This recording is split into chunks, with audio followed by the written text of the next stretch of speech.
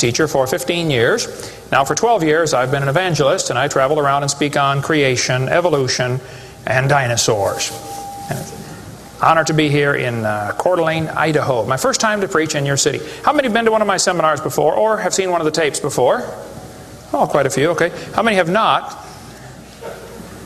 And how many do not understand the question so far? Okay, that's what I thought. Well, great. It's an honor to be here. I tell folks right up front before I get started too far, because I don't want anybody sneaking up on me, I believe the Bible is the infallible, inspired, inerrant Word of the living God. I believe it from cover to cover. I even believe the cover on mine. It says Kent Hovind. I believe that.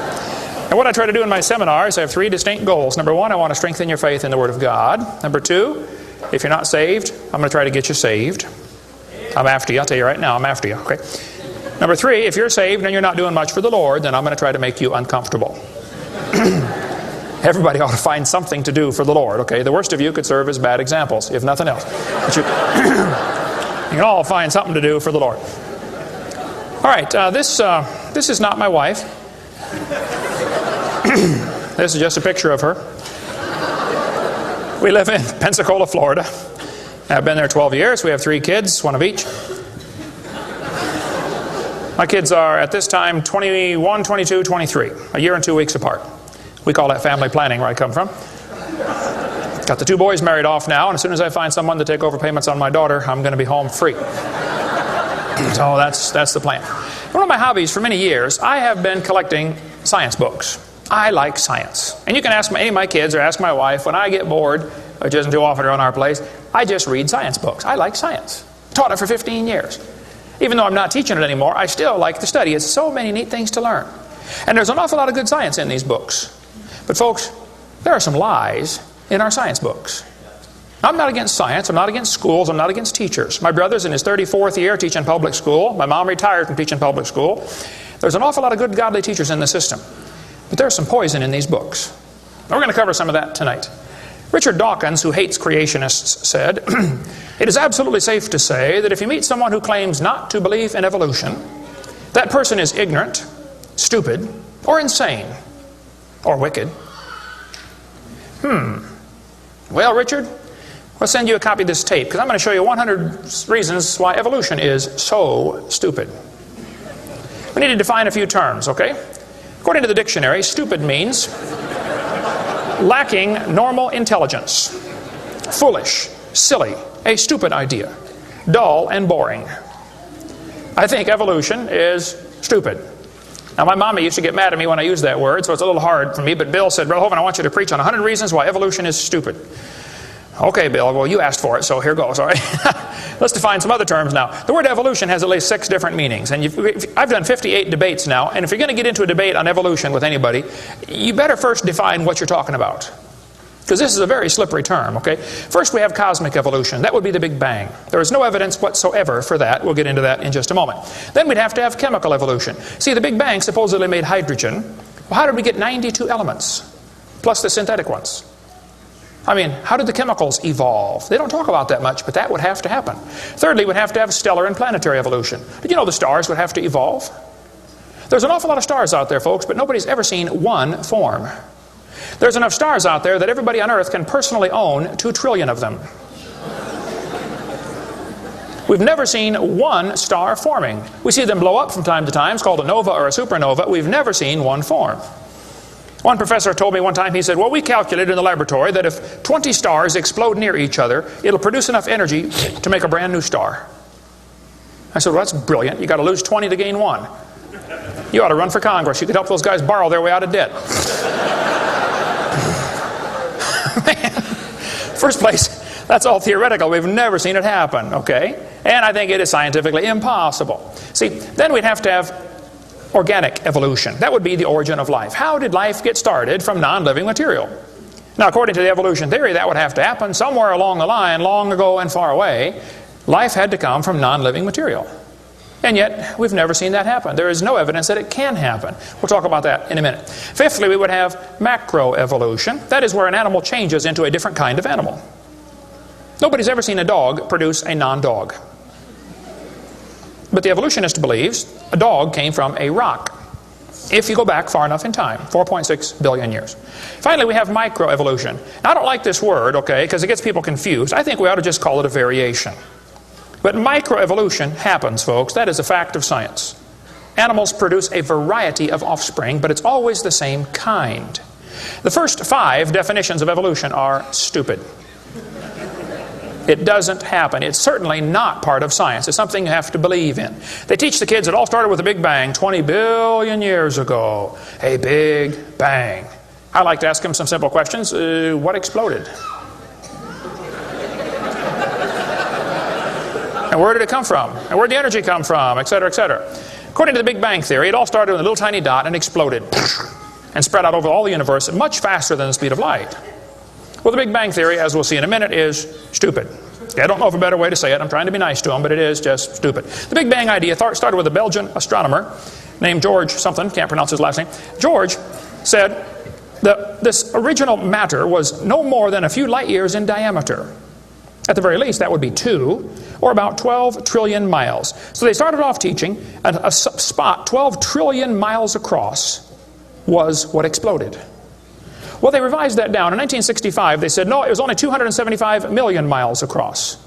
Well, that's way down from 12 trillion. 1972, they said, no, it's only 71 million miles across.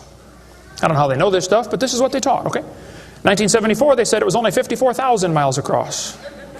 1983, they said it was the trillionth the diameter of a proton. Now they're saying it's nothing at all. Nothing exploded. And here we are. This is what the textbooks teach. 18 to 20 billion years ago, all the matter in the universe was concentrated into one very dense, very hot region that may have been much smaller than a period on this page. That's stupid. This one says, all of the matter and energy someday will once again be packed into a small area, no bigger than the period at the end of this sentence. Then another Big Bang will occur. It happens every 80 to 100 billion years. So you can forget about global warming. We're going to get squished. Now this textbook author was brilliant. I could not believe how smart this guy was. He said, boys and girls, nothing really means nothing. You have to be at least that smart to write a book. He said not only matter and energy would disappear, but also space and time. However, physicists theorize that from this state of nothingness, the universe began in a gigantic explosion. What? Yes, boys and girls, you see, nothing exploded, and here we are. Now, who can argue with logic like that? Man, they even put this in major science journals like Scientific American. This fellow said, the observable universe, that would be us, could have evolved, there's that word again, you got to watch that one, okay, 6 meanings, from an infinitesimal region. In the Greek, that means a dot. It's then tempting to go one step further and speculate that the entire universe evolved from literally nothing. They call that science and put it in a science book. I would call that stupid and put it in the garbage. This is what the books teach. I collect them. I've got hundreds and hundreds of these books from countries all over the world, clear back from 1890s up until the 2001 textbooks. They're teaching this kind of stuff, folks. This one says, all the matter in the universe was drawn into this little tiny dot. And it spun faster and faster. This is what they teach the kids. Some kids doing this for homework tonight, right? It spun faster and faster. One day, it exploded. Big bang. I was talking to a professor from Berkeley one time. I was sitting on the airplane next to a professor from Berkeley University. I don't know if you folks here in Idaho ever heard of Berkeley or not. But Berkeley is not a Bible college. So we got talking about the Big Bang, and he said he believed in the Big Bang theory. I said, yes, sir, I figured that. You have to teach at Berkeley. I said, tell me, sir, how did the universe get here? He said, well, 20 billion years ago, all the matter was squished in this little tiny dot, and it was spinning real fast, and it exploded. Big bang. And pieces flew off and became the galaxies and the sun, the moon, the stars, and finally, people. Here we are. I said, sir, could I ask you a couple questions, please? One of my favorite things to do in life is asking questions to people who believe in evolution. I absolutely have a wonderful... That's how this whole ministry started. 12 years ago, I moved to Pensacola, Florida. Some article came out in the newspaper that said, dinosaur bones found in Montana from 80 million years ago. I wrote my first letter to the editor in my life, about 12 years ago. I wrote a letter to the editor. I said, yes, they found dinosaur bones, and yes, it was 40 feet long, and yes, it was found in Montana, but it was not from 80 million years ago. This one probably drowned in the flood in the days of Noah, 4,400 years ago. And you would have thought I shot the sacred cow. Actually, I did. Boy, there began to be quite a battle in the newspaper, letters to the editor flying back and forth, and finally a university called me and asked me to do a debate with one of their professors. Well, I'd never had a debate in my life except with my wife, and I lost those every time. So I was not excited about debating. But I said, well, how do you do it? What do you want? And the guy said, well, you send us 30 questions, and the other guy will send in 30 questions, and we'll discuss those questions for the debate. I said, okay. So I sent him 30 questions. I thought they were perfectly legitimate, fair questions. I said, a woodpecker's tongue goes all the way around the back of his head and comes on top of his left eyebrow, left nostril here. Would you please show me any fossils that have been found, intermediate species between a normal bird and a woodpecker, with his tongue going all the way around his head? What evidence do you have of how this evolved? That question never came up. I don't know what happened to it. But I said, termites chew on wood and they swallow it, but termites can't digest it. It goes into their stomach, and there's little tiny critters in their intestines that actually digest the cellulose. Now those little critters can't live without the termite, and those termites can't live without those critters. Which one evolved first? I thought it was a fair question, but it never came up. I don't know what happened. I think they lost my list. But anyway, one of my favorite things to do is asking questions to people who believe in evolution. So I asked this professor if I could ask him some questions about the Big Bang. He said, sure, what would you like to know? I said, well, sir, you told me 20 billion years ago all the matter in the universe was squished in this little tiny dot, and it was spinning faster and faster and exploded. I said, where did all this matter come from? He said, well, we don't know that for sure. I said, okay, now, sir, hold it. If I told you that I believe about 6,000 years ago God created the heaven and the earth, like the Bible teaches, you're going to say, and where did God come from? And I don't know. But you said 20 billion years ago there was a Big Bang, and you don't know where the dirt came from. So basically, I believe in the beginning God, and you believe in the beginning dirt. Don't tell me my theory is religious and yours is science. Oh, no, sir, they're both religious. The news media tries to make it look like it is religion versus science. I did a debate in El Paso, Texas here recently, and the news media wrote an article. They said, religious and scientific leaders debate evolution. What is the unspoken message in that title? What are they trying to imply? Can you catch that? They're trying to imply that evolution is part of science, aren't they? No, evolution is a religion. Actually, both creation and evolution are inherently religious. These two timelines is the same information right here. I'll be referring to that throughout the seminar here. I cover this thing all the time. The Bible teaches about 6,000 years ago God made everything. 4,400 years ago there was a big flood that destroyed everything. 2,000 years ago Jesus came. Here we are today waiting for the Lord to come back in about 5 minutes. This is the Bible view of history. On this chart, 1 inch is 150 years. That's a long time. The 20 billion year chart on the bottom is a very different scale. But see, both views, creation and evolution, are inherently religious. You have to believe in creation or believe in evolution. The difference between the two, though, is very simple. The evolution religion is tax-supported. That's the difference. By the way, if I was to make that bottom chart the same scale as the top chart, the bottom chart actually needs to be 2,100 miles long. That's from Pensacola to Portland, Oregon. I don't want to carry a chart that big, so I made a new scale for the other one, okay? If they want to believe it happened long ago and far away, they're welcome to believe that, but that's not science. Evolution is a religious worldview, and I think it is stupid. So I asked the professor, where did the matter come from? He said, I don't know. I said, well, sir, would you please tell me where the laws came from? The universe is run by laws, gravity, centrifugal force, inertia. Who gave the laws? He said, we don't know that either. I said, sir, could you tell me where the energy came from? It takes energy to make a big bang. Who bought the gas to run this machine anyway? He said, we don't know that either. I said, sir, could I ask you another question? He said, sure. What else would you like to know? What else? What do you mean else? You haven't told me nothing yet. I said, does Berkeley have a merry-go-round? How many of you know what a merry-go-round is? You go round, round, round till you puke, okay? He said, no, we don't have a merry-go-round at Berkeley. I said, you ought to get one. You could learn some good science on a merry-go-round. If you put some fourth graders on a merry-go-round, are there any fourth graders in here tonight? Who's in fourth grade? All right, I like fourth graders. I spent the best 5 years of my life in the fourth grade. That's before they diagnosed ADD. Put some fourth graders on the merry-go-round. I like using fourth graders because they're tough and they're expendable.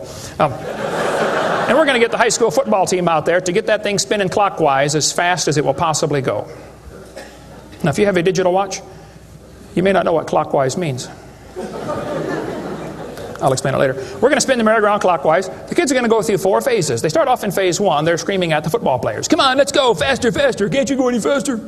You get up around 30 miles an hour. The kids enter phase 2, where they stop screaming. They just quietly concentrate on trying to hang on for dear life.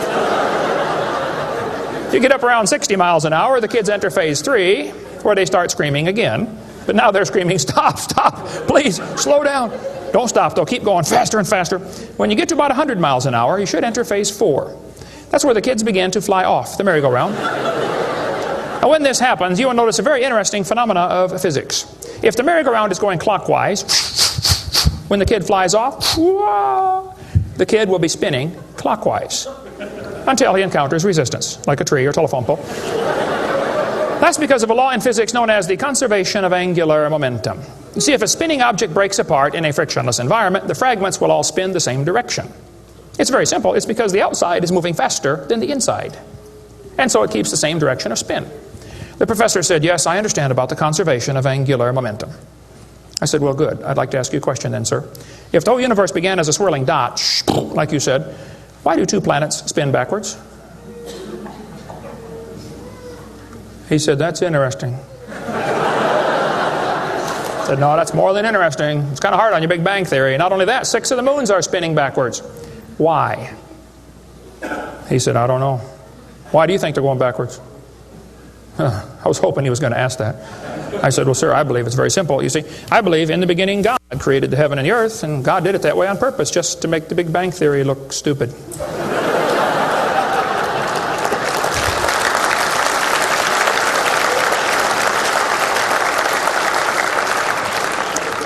I do believe in the Big Bang, folks. I really do. The Bible teaches the Big Bang. 2 Peter 3:10 says, the heavens shall pass away with a great noise. In the original Greek, that's a Big Bang. So there's going to be a Big Bang. It just didn't happen yet, that's all. So kids, if you go to school and some professor says, do you believe in the Big Bang? You should say, yes, I do, and you better get saved and get ready for it. The Big Bang is coming soon to a city near you. By the way, if the Big Bang Theory were true, the matter would be evenly distributed. But it's not. It's lumpy. They're called galaxies. And in zillions of miles and nothing called voids. And to try to salvage the dumb Big Bang Theory, they've got all these wild theories of why isn't the matter evenly distributed? They'll say, well, maybe there's black holes, or maybe there's antimatter. They got all this stuff. It's all trying to rescue this crazy Big Bang Theory. And it's a dud, folks. It didn't happen. There are zillions of stars out there. I mean, lots and lots of stars. And we haven't even seen them all. If star births, they ought to at least equal star deaths, and they don't. We see a star blow up about every 30 years. It's called a nova or a supernova. Well, then how come there are only 300 dead stars out there that we can see, supernovas? It's only a few thousand years worth, isn't it? There ought to be trillions of them, if evolution were true. This fellow said, I have a little hesitation in saying that a sickly pall now hangs over the Big Bang Theory. Yep. I think it is stupid. Now, if you want to believe it, that's fine. I don't care what anybody believes. That doesn't bother me. But see, the problem is they want to use my tax dollars to teach that to your kids in our schools. And that's where the problem comes in. Okay? If you want to believe in the Big Bang, just enjoy yourself. But keep your religion at home. Okay? Because it is a religion. Then they tell the kids the earth formed from a hot molten mass 4.6 billion years ago. This is part of the theory, and it's in all the textbooks. 4.6 billion years ago, earth cooled down, formed a rocky crust. I think that is stupid, and I'll show you why. Was the earth ever really a hot molten mass 4.6 billion years ago, and it cooled down? This textbook says, as earth formed, the surface was like the moon. There were hot pools of bubbling lava. I don't think so. My Bible says the Spirit of God moved upon the face of the waters. So the earth was not created a hot molten mass. It was created under water, which means it has to be less than 212 degrees Fahrenheit or 100 degrees centigrade, or it wouldn't be water, it'd be steam. So the earth was never a hot molten mass according to Scripture. Then when you look in the granite rocks, you find little tiny halos made of polonium. Now these polonium halos are absolutely amazing. Robert Gentry, a friend of mine from Knoxville, Tennessee area, he has been studying radiopolonium halos for a long time. I met him back in the year 2000 and went down to his laboratory and I got to see some of the halos through the microscope. These little polonium halos are interesting because they have a half-life of less than a few minutes. If the rock was hot, when the radioactive polonium decayed and sent out the little particles and made the halo, it would melt away. Like at 4th of July, they shoot fireworks up. Makes a circle. Does the circle stay there? No, it all falls down, right? There are probably none up there now from the last 4th of July, are there? You'd have to freeze the whole atmosphere to keep that sphere in place. This polonium would have to be decaying in a rock that is already solid. So the Earth was never a hot molten mass. Get Robert Gentry's book if you want a lot more on that. But the granites all over the world contain these polonium halos. So it is stupid to say the Earth was a hot molten mass. We have scientific evidence it was not. Here they tell the kids, though, the Earth was hot with large pools of bubbling lava, and that is just stupid. It can't possibly be true. Then they tell them life got started about 3 billion years ago. See, according to the theory, 20 billion years ago there was a big bang. 4.6 billion years ago the Earth cooled down, formed a hard rocky crust, and it rained on the rocks for millions of years and turned them into soup. And the soup came alive about 3 billion years ago. This is what the books teach. This fellow says, both the origin of life and the origin of major groups of animals remains unknown. How did life get started anyway? Well, this textbook tells the kids, oceans formed as it rained on the rocks for millions of years. Yes, boys and girls, millions of years of torrential rains created great oceans. And swirling in the waters of the oceans is a bubbling broth of complex chemicals. Progress from a complex chemical soup to a living organism is very slow. Well, I guess it is. It's totally stopped. Doesn't even happen. That's how slow it is. This one says, the first self-replicating systems must have emerged in this organic soup. Was your great-great-great-great-great-great-great-great-great-great-great-grandpa soup? I think that's stupid, okay? Now, if they want to believe it, that's fine. I don't care what they believe, but don't call it science. What happened back in the 1950s, a guy named Miller and Urey wanted to know how the Earth and solar system had come to be. So they tell the kids he took a mixture of Earth's primitive atmosphere. We'll talk about that in a minute. He never proved how life originated, but he did add evidence to the theory that life could have started by itself. Well, is that true? Now, did he really do that? Well, let's just study the facts here. This textbook tells the kids, many important events occurred during the Archean era, the most important of which was the evolution of life. Progress from complex molecules to even the simplest living organism was a very long process. Long ago and far away. Fairy tale kids coming up. First living cells emerged 4 billion to 3.8 billion years ago. I like that word, emerged. They use it all the time. Like that explains how it happened, you know. It just emerged. There is no record of the event, they tell the kids. Look, kid, we know what happened and you're going to be tested on this, but there's no proof. Oh, okay. It's not science. First living self-replicating systems must have emerged in this soup. I don't think so. Here's what students are taught in school. This picture of the different glass tubes and flasks and pipes going around, they tell them this is how they made life in the laboratory. He said he studied the chemical reactions of gases that existed in Earth's primitive atmosphere. Ooh, now this is important, okay? Notice up in the upper right-hand corner, he had methane, ammonia, water vapor, and hydrogen, no oxygen. He circulated these gases through these tubes through a spark, supposed to represent lightning. And sure enough, it produced a red goo at the bottom of the flask and had some amino acids in it. They didn't come close to getting life, though. Miller excluded oxygen in a reducing atmosphere because life could not evolve with oxygen. Anything that got together would oxidize. Cut a banana open, lay it on the table, it'll turn brown, it'll oxidize. Okay, so will an apple, so will anything alive. It'll oxidize. So that's why he didn't have any oxygen in the experiment. One of his gases was ammonia.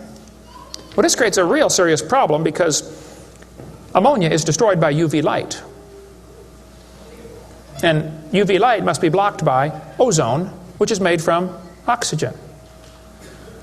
I got a problem here. This textbook says several billion years ago, Earth's atmosphere had no free oxygen. Well, that's just simply not true. Ozone is made from oxygen and it blocks UV light, and ammonia, one of the gases needed for the experiment, is destroyed by UV light. So life cannot evolve without oxygen. But also life cannot evolve with oxygen. Well, I got a solution for that one. It didn't evolve. And by the way, the Earth has always had oxygen, even more than it does today. Okay? Air bubbles are often found trapped in amber, like the movie Jurassic Park, you know, where they drilled in and got the mosquito blood.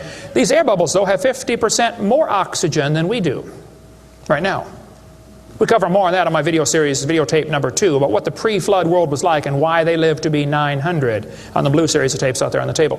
But this textbook says the mixture at the bottom of the flask was rich in amino acids. Oh, come on. That is stupid. It was not rich in amino acids. Let's tell the kids what they really found, okay? He filtered out the product. As this gas went through the tubes, he sparked it, produced this goo at the bottom, and he drew the goo off because if it went through again, it would be destroyed by the spark. Now, in real life, you're not going to get a section of the ocean protected. They say this just happened by chance in the ocean. You can't filter out the product then. Secondly, what he made was 85% tar, 13% carboxylic acid, 2% amino acids. So 98% of his mixture was poisonous to life. I would not call that a success.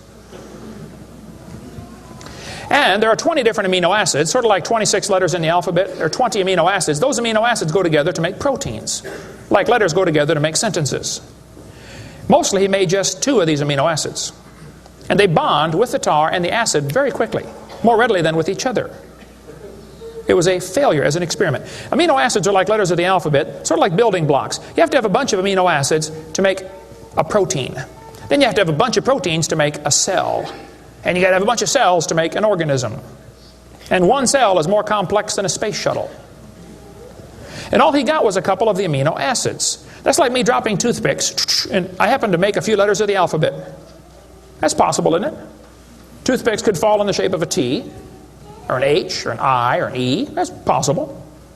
But if I'm able to drop toothpicks and produce a few letters of the alphabet, should I therefore conclude that nobody wrote Webster's dictionary?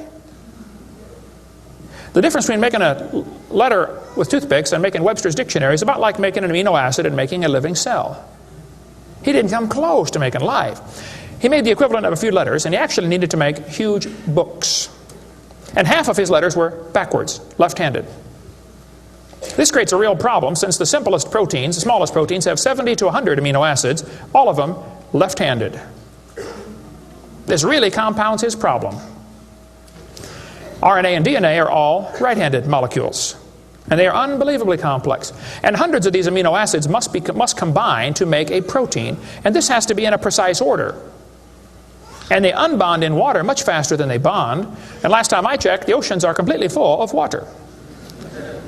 So Brownian motion is going to drive them away from each other, not together. It just isn't going to work. He did not make life in the laboratory.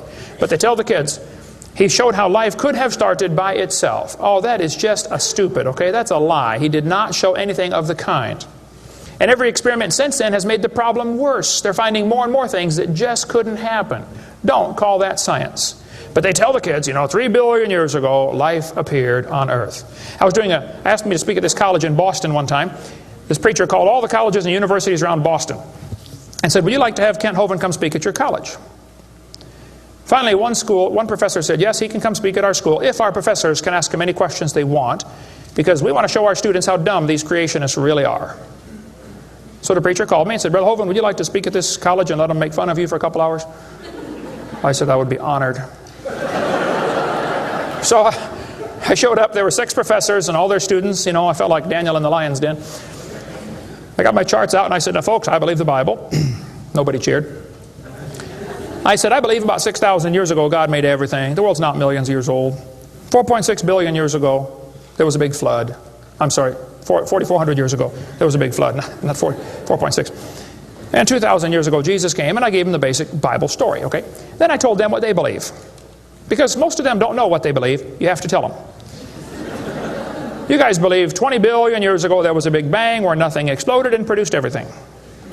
4.6 billion years ago the earth cooled down, made a hard rocky crust. It rained on the rocks for millions of years, turned them into soup, and the soup came alive 3 billion years ago. And this early life form found somebody to marry. Boy, now that's a good trick. And something to eat, of course, and slowly evolved into everything we see today. One professor was getting kind of upset about this time. I seem to do that to them.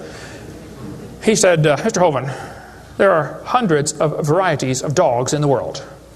I said, yes, sir, you're right about that. He said, do you mean to tell me that you believe all these dogs came from 2 dogs off of Noah's Ark? You expect me to believe that? Ha, ha, ha. I said, sir, would you look at what you're teaching your students? You're teaching your students that all the dogs in the world came from a rock.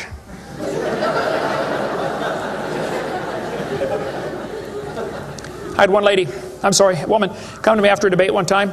She was steaming down the aisle. Boy, she was mad. Oh, I could tell I'm in trouble now. I stood there quivering in my boots, you know. She walked up and she said, "Tonight, you said, we believe we come from a rock. We do not believe that." I said, "Well, ma'am, calm down just for a minute." I said, "Do you believe in evolution?" She said, "Yes, I do. I'm a professor here at the university."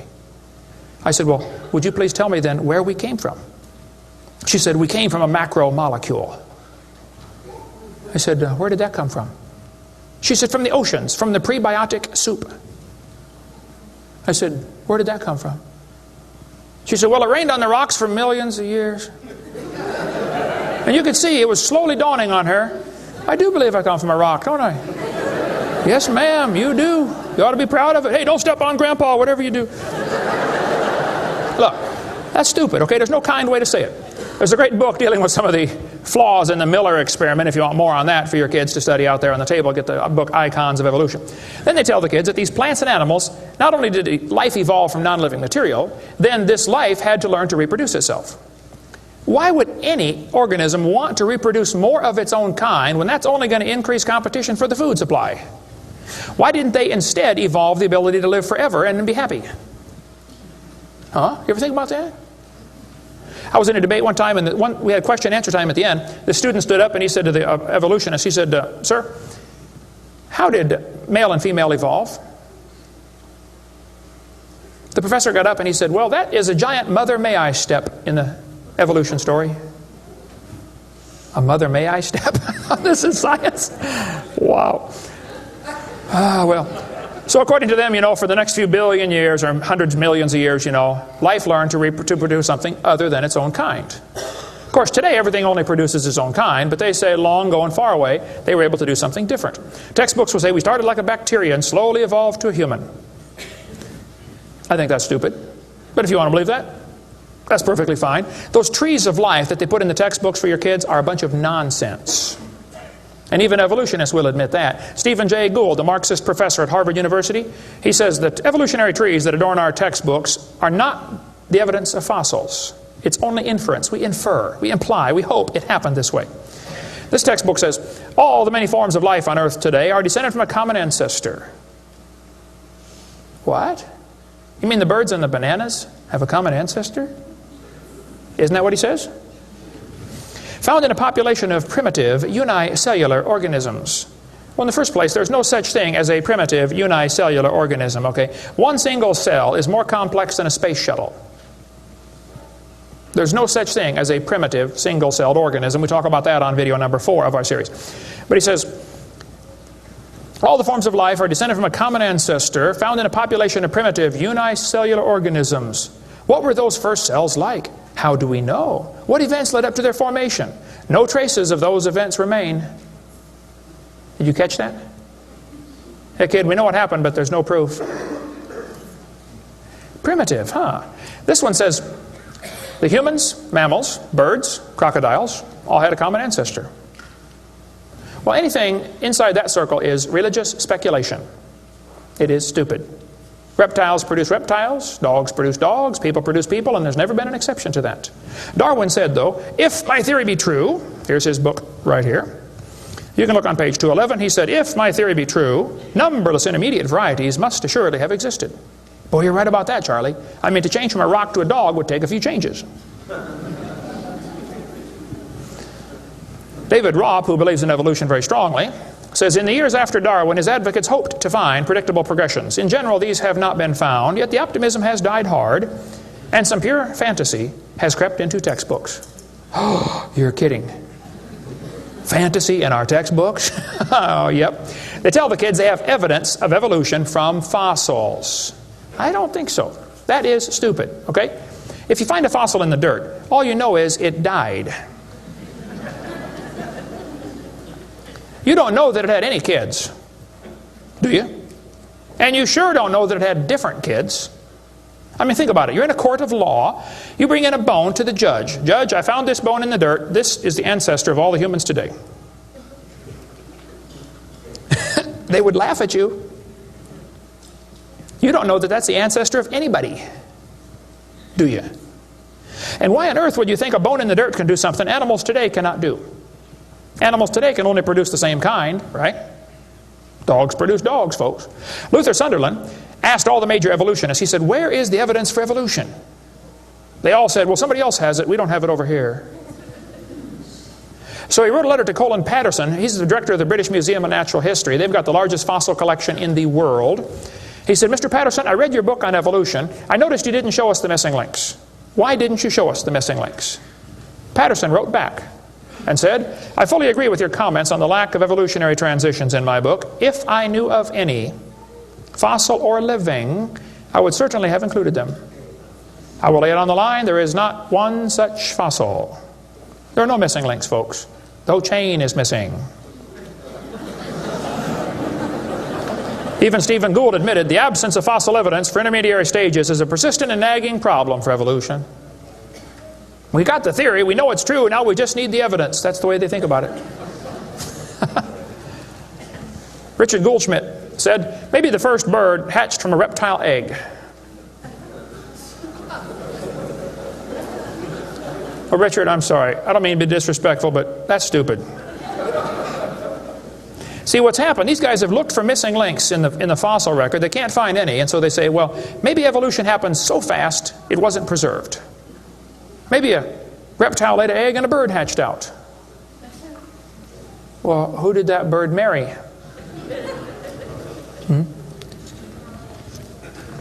There's only about a zillion differences between a reptile and a bird. We'll get into that later sometime if we have time. But if they want to believe that, that's perfectly fine.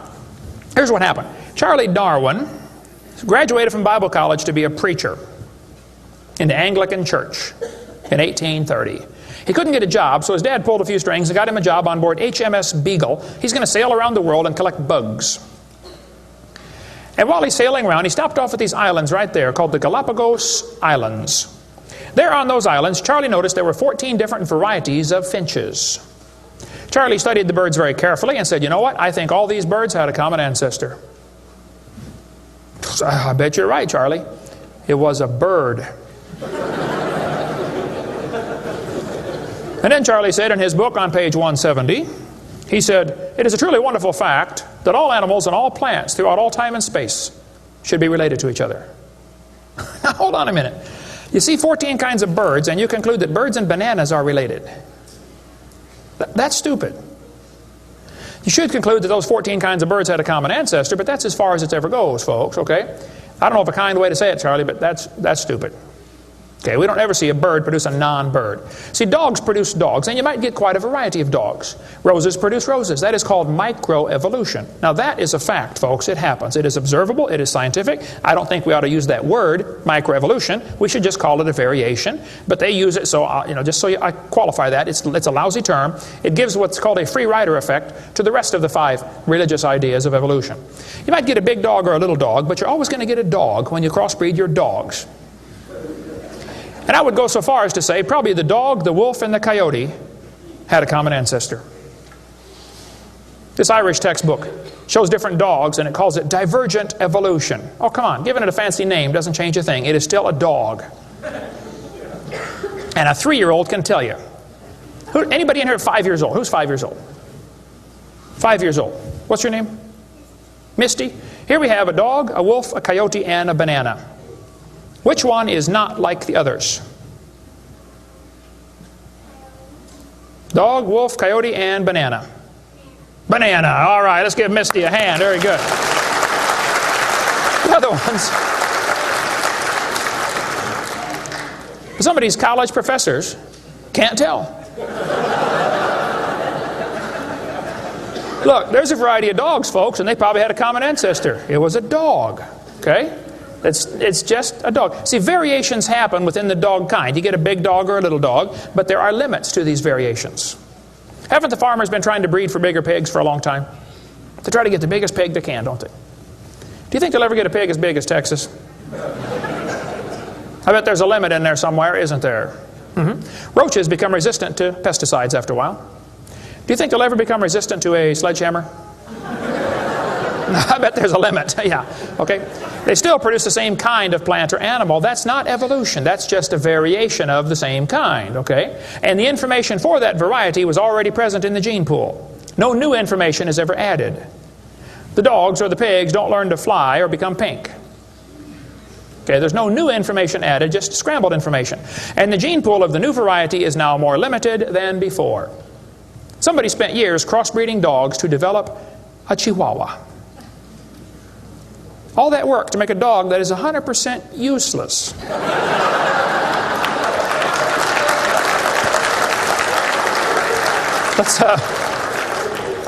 Let's turn all the Chihuahuas in the world loose back into the woods. How long would they last? They'd run up to the wolf. Yep, yep, yep, yep, yep. Crunch. Go ahead, make my day. A useless dog. Genetic information was lost when you got your variation. It wasn't added. You might have selected a certain slice of the gene pool with small dog, quick characteristics, but you didn't add anything. You selected something from the population. I come from Illinois, corn country. There are so many kinds of corn up there, they have to number them. You'll be driving down the highway, you'll see BX65, don't mix it up with XL29, something will blow up. But I'll tell you what, folks, you can crossbreed your corn from now to the cows come home, and you always get corn. You will never get a hamster or a tomato or a whale to grow on that corn stalk, okay? It won't happen. There's a variety of cows, and they probably had a common ancestor. It was a cow. Variety of horses, no question. Probably the zebra and the horse had a common ancestor. But the kids are going to be taught in school tomorrow in your town that the horse used to have 4 toes. Well, there's some things they don't tell the kids about this Eohippus to Equus series, which has been proven wrong 50 years ago, but still is in your textbooks right here in this town. They don't tell them the original so-called horse is the size of a fox. It was a meat eater and had 18 pairs of ribs. The next one had 15 pairs of ribs. A couple of trips through the buzzsaw did that. And then it miraculously grew back 19 pairs of ribs as it evolved, and then back to 18. They also don't tell them the whole thing's been proven wrong a long time ago. Like this guy says in the biology textbook, other examples like the gradual evolution of the horse have not held up under close examination. That's a polite way of saying it's proven wrong, okay?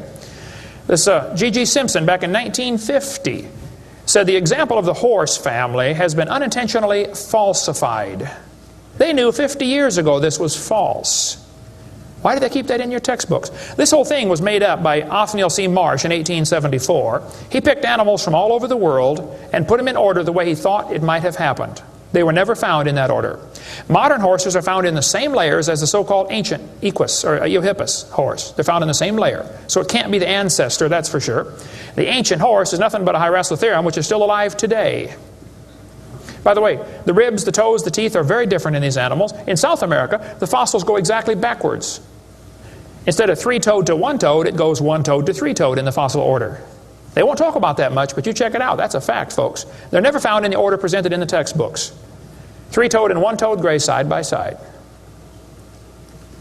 Plenty of information on the internet about that. Tulsa Zoo finally took out their display because so many folks complain, why do you have this horse evolution display in the zoo? It's been proven wrong 50 years ago. Take it out. And you folks ought to get together with your school board and say, look, on page whatever it is, 952 of our textbook, it says the horse evolved from a 4-toed ancestor. Let's cut this page out. If you had a page in your textbook teaching the kids the earth was flat, would it be okay to demand that that page be removed? You don't have to buy a whole new book. Just cut the page out. It won't cost the school anything. How many of you would volunteer to help cut the pages out and bring your own scissors? See? Won't cost them a dime. And you send me your book and I'll show you which pages need to be taken out. I've read hundreds of them. I can find them like that. Free of charge. I'll donate my time. Peabody Museum still has the horse evolution on display. As I stood, I've been there many times. It makes my blood boil every time I walk in that place.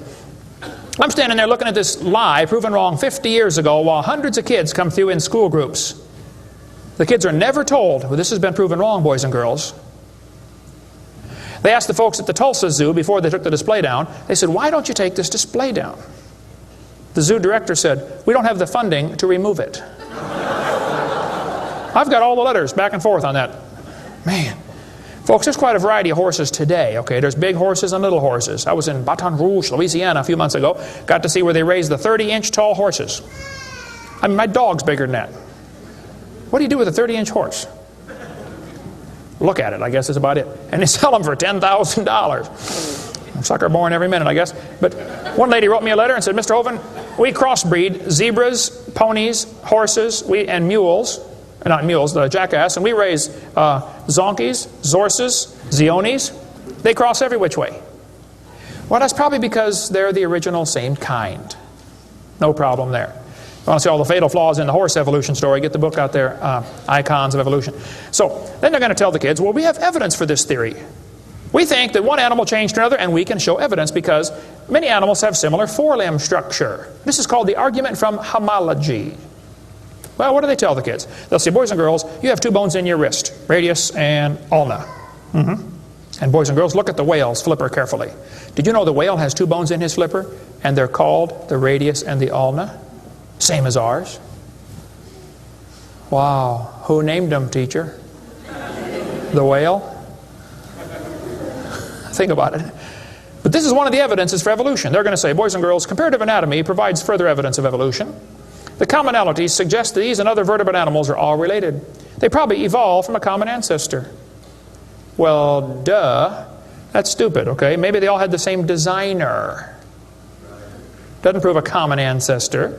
By the way, the bones develop from different genes in these different organisms. They are not homologous organisms like they want you to believe. Similar design might prove the same engineer made the design. A lot of bridges in the world are kind of similar to each other. You can go compare, different suspension bridges around the world, Golden Gate Bridge and other bridges, and there's a lot of similarities. That doesn't prove one is the father of the other, or that a tornado put them up. No, it's a design that works good, okay? I discovered that the Pontiac lug nuts from a Pontiac will fit on a Chevy. They will. That proves they both evolved from a Honda 14 million years ago. No, the same engineers are designing these cars. Then they tell the kids about the geologic column. How many have ever heard that the different layers of the earth are different ages? They show the kids Grand Canyon. Yes, boys and girls, this one says, over millions of years, the Colorado River has carved the Grand Canyon from solid rock. I'm sorry, but that is stupid, okay? I'll explain why. Kids, you need to learn this. This is a very simple thing to learn, and you'll go through life much further than many of these professors go. Make yourself 3 columns. Facts are in the middle. It's a fact Grand Canyon exists. The evolutionist has an interpretation of that fact, and the creationist has an interpretation of the fact. Now, it's not part of the fact, it's an interpretation of the fact. The evolutionist says the canyon formed slowly by a little bit of water and lots of time. The creationist says, oh no, we think it formed quickly by lots of water and a little bit of time. It's a fact the earth has sedimentary layers. That's not a question. How did they get there? Well, the evolutionist says these layers formed slowly over millions of years. The creationist says, no, these layers are all from the flood in the days of Noah. Now, it seems like the professors are always trying to erase the line between their interpretation and the fact and make their interpretation part of the fact column, and it's not. And I think I can demonstrate Grand Canyon was not formed by the Colorado River. I was in a debate recently, and this professor said, Dr. Hovind, you're so stupid. Obviously, it took millions of years to form the Grand Canyon. I said, well, sir, I've seen Grand Canyon many times. I taught earth science for 15 years. I've studied it intensively. Just flew over it last week, as a matter of fact, twice. Got a perfect view of it going out to California and back, flying from wherever I was, Florida. That's where I live. This textbook says, the Colorado River has cut through layer upon layer of rock over millions of years. Well, if you built a dam across Grand Canyon, it would take a lot of dirt or concrete, but if you could, okay, it'd be a huge dam. A giant lake would back up behind that dam, covering several states. That purple area is all drained right through the Grand Canyon drainage basin. This snow line tells a very interesting story. In between these 2 red lines is snow. This is a picture from a satellite showing about 150 or 200 miles of the canyon area. Real wide shot. The river enters the canyon at the far right. The river is 2,800 feet above sea level. As it goes down through the canyon, the ground is rising up. It's called the Kaibab uplift, okay? The uplift is 7,000 or 8,000 feet above sea level. Interesting. The river flows downhill. All rivers flow downhill. So as the river enters the canyon and flows downhill from there, when it gets to the 1,800-foot elevation mark, the top of the canyon is 7,000 or 8,000 feet above sea level, so it's over a 1-mile drop. Very impressive hole in the ground. But some points to ponder. I said to the professor, I said, sir, did you know the top is higher than the bottom? He said, yeah. I said, did you know the river only runs through the bottom? He said, yeah. I said, sir, the top is higher than where the river enters the canyon by 4,000 feet. Rivers don't flow uphill. There's no delta. Where's all the mud that washed out? There's no way that river made that canyon. Grand Canyon is a breached dam, a spillway that washed out. There was a lake probably for some length of time after the flood. It got too full and all that water went roaring through there. Probably carved that canyon out in a couple of weeks. Not millions of years. Absolutely impossible for that river to have made that canyon. We cover lots more on that on videotape number 6 of our series.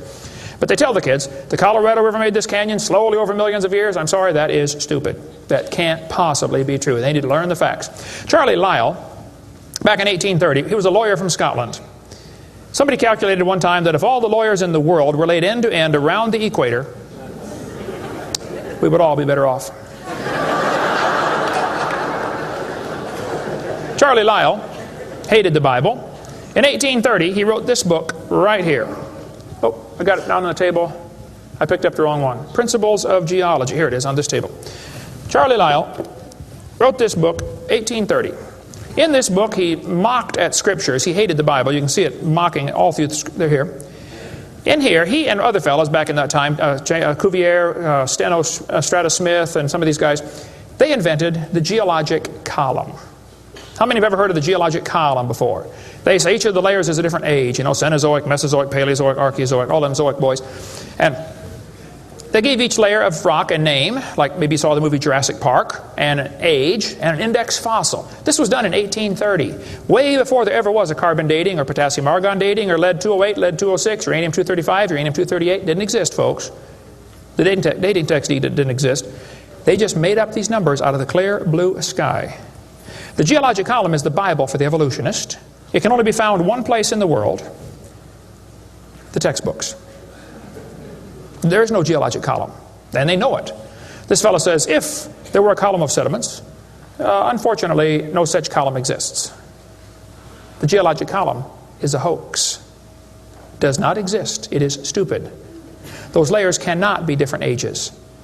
If the geologic column were all in one place, it would be 100 miles thick. Didn't happen. By the way, if the geologic column were true, if you look at the side of Grand Canyon and see all these thousands of layers, why are there no erosion marks between the layers? Don't you think if one layer sat there for 10 million years waiting for the next one, it would rain once or twice? No erosion marks between the layers. Interesting.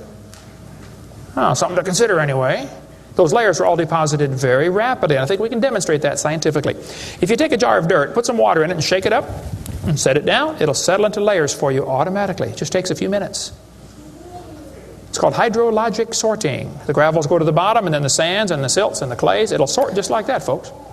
Go home and do it with a jar. You'll see what I'm talking about. Years ago, I was preaching in Union Center, South Dakota. Union Center is right there. It's not even on the map. There are 40 people in the whole town. 38 of them came to church. I don't know where the other 2 were. But they showed up later, I guess. But the preacher said, hey, Brother Hovind, let's go down to Rapid City, South Dakota. They've got a museum down there with a bunch of dinosaur bones. I said, all right, I like dinosaurs, let's go. So we all drove down to the museum. The guide met us at the door. He said, would you like me to give you a tour? We said, that would be great, sir. The first place we stopped on the tour was the geologic time scale, the big chart. They got it behind glass so the kids can't touch it. You know, this is holy, sacred. And the guide said, now, boys and girls, this layer of rock right here is about 70 million years old. My daughter was 12 at the time. She raised her hand. She said, mister, how do you know that layer is 70 million years old? He said, well, honey, we tell the age of the layers by what kind of fossils we find in them. They're called index fossils. Oh, she said, thank you, sir. We walked around the other side of the dinosaur, and we're standing over here, and the guide said, now, folks, these bones you're looking at are about 100 million years old. My daughter raised her hand again. She said, mister, how do you know those bones are 100 million years old? He said, honey, that's a good question. We tell the age of the bones by which layer they come from. She said, excuse me, sir, but when we were standing over there, you told me you knew the age of the layers by the bones, and now you're telling me you know the age of the bones by the layers. She said, isn't that circular reasoning? I thought, wow, a chip off the old block. That guide had the strangest look on his face. It was almost as if he were thinking.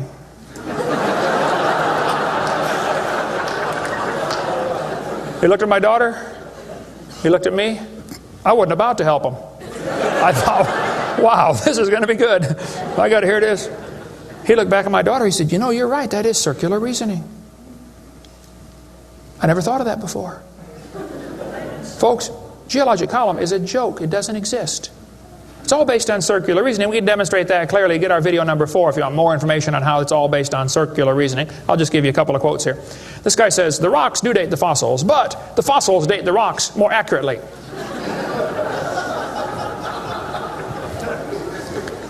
Stratigraphy cannot avoid this kind of reasoning if it insists on using only temporal concepts because circularity is inherent.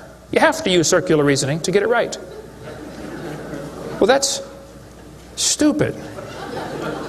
And you don't need to be too bright to figure out that's stupid, okay? This geologic column contains limestone scattered all throughout the geologic column. I like to ask him the question, I say, fellows, you have limestone scattered all through this column. How do you know the age? It's all limestone. I mean, if I handed you a piece of limestone, how would you know if it's 100 million year old Jurassic limestone or 600 million year old Cambrian limestone? I mean, how would you tell the difference? There's only one way they can tell, by the index fossils. That's how it's done, folks. That is stupid. Because those fossils don't count for anything, as we'll see in a minute. They tell the kids each of these layers is a different age. 100 million, 200 million, 300 million, real impressive, huge numbers. Now, Charlie Darwin did not like round numbers. He wanted to be more precise. He said the Wealdian deposits are 306,662,400 years old. Now, okay, Charlie, I think that's stupid. Those layers are not different ages, folks. All over the world we find petrified trees standing up, running through multiple rock layers. Now, if you get a petrified tree standing up, running through different rock layers, I don't think it's smart to say those layers are vastly different ages. Petrified trees in the vertical position, they find them all over the world. Okay, here's one from Alabama.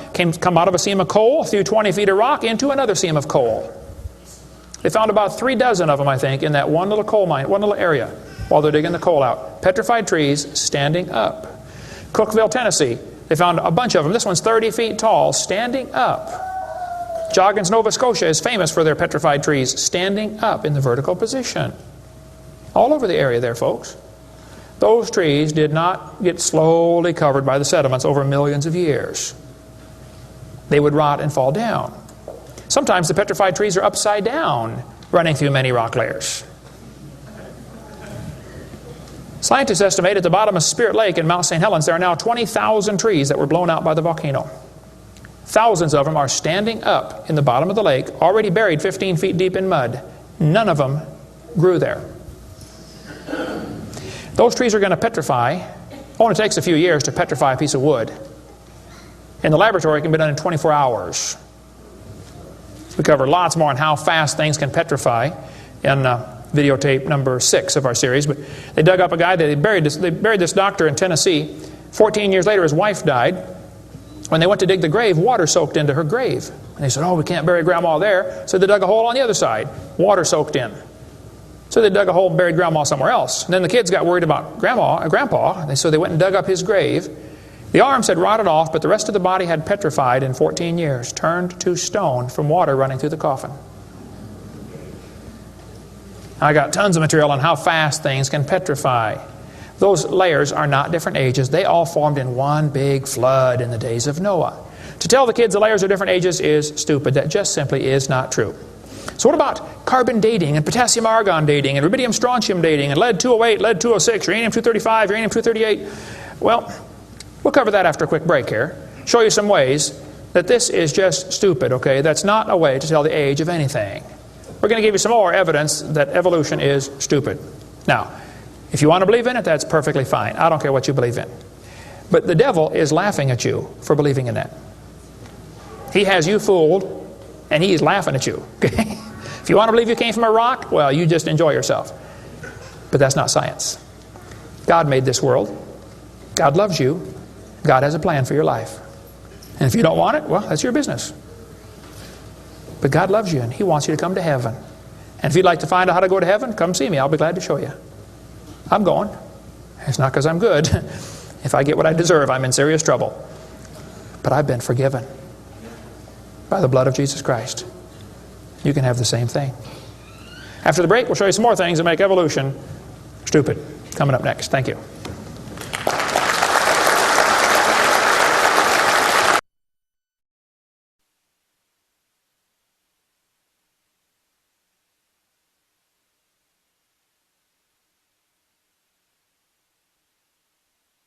In the early 1950s, actually the late 1940s, they invented carbon dating.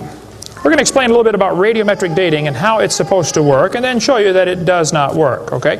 The Earth's atmosphere is about 100 miles thick, and we're also protected by a magnetic field.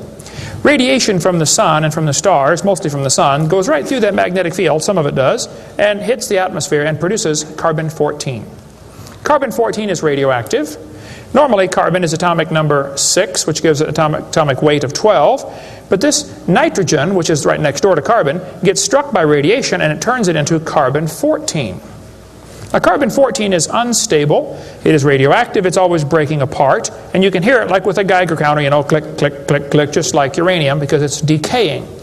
They've discovered it decays at a fairly consistent rate. About half of it will decay every 5,730 years. Which means if I gave you a pile of carbon-14, 5,730 years later, half of it would turn back to nitrogen.